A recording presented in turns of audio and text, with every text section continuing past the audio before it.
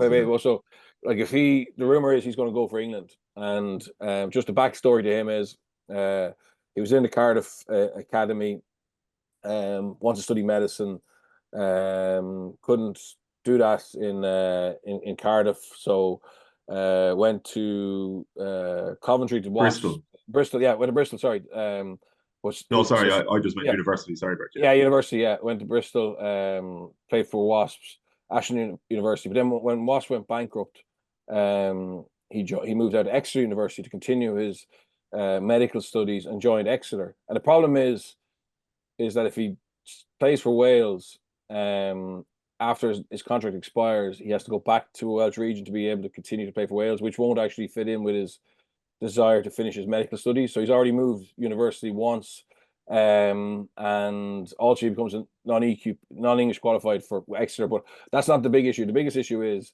effectively playing for his country of effectively his initial country of birth, or would jeopardize his dream to be a doctor. And I just feel, look, it's a professional game, but you have a guy here who has shown a desire to combine academia and rugby, has been through the washing machine of professional rugby, where he's had to basically move already once because a club went out of business.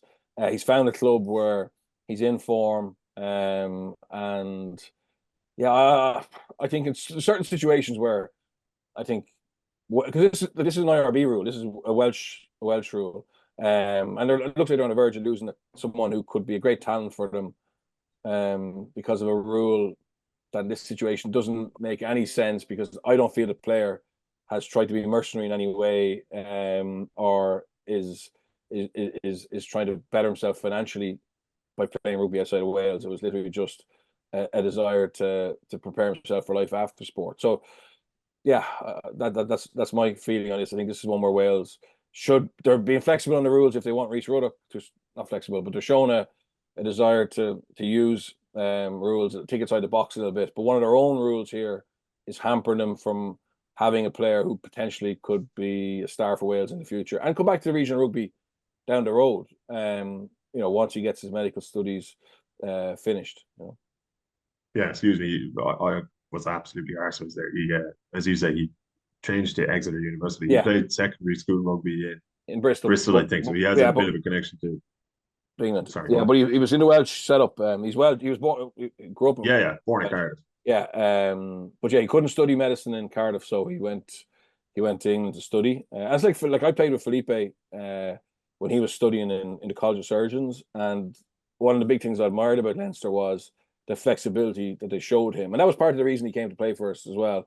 But like, he would do his own gym sessions. He would often do his own fitness sessions, and the requirement was that he be at the rugby sessions. But there was times when he missed rugby, because he had an exam or a case study or whatever. But that we all worked around that. You know what I mean? We like, and Felipe was able to play for Argentina, and that was all natural and right. So just look, I know the game is professional, but I just feel as a young kid here who's trying to do both, and yeah, I think there can be flexibility.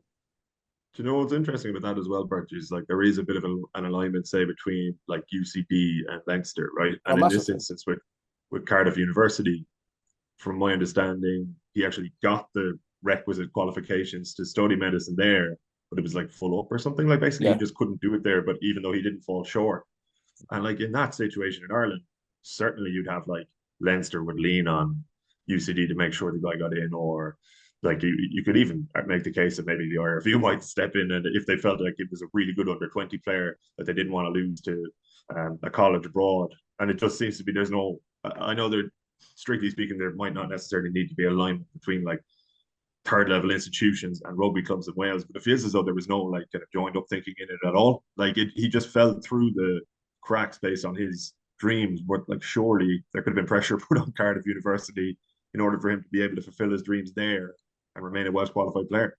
Yeah, well, I think we are better here with Rugby Players Ireland, because even though a 17-year-old wouldn't have access sufficiently to their services because you have to be a member or in an academy or full time, there's a strong, I suppose, practice of people in the professional organizations in Ireland working with athletes to make sure that they're preparing themselves for life after rugby. And there's strong flexibility in the universities and colleges to try and help and not just in rugby. I mean, in my new job, I'm seeing this the student support programs that TU Dublin has, and all the different colleges have to try and help our next generation Olympians or world class athletes combine both, whether that means flexibility around exams, a little bit of flexibility around projects,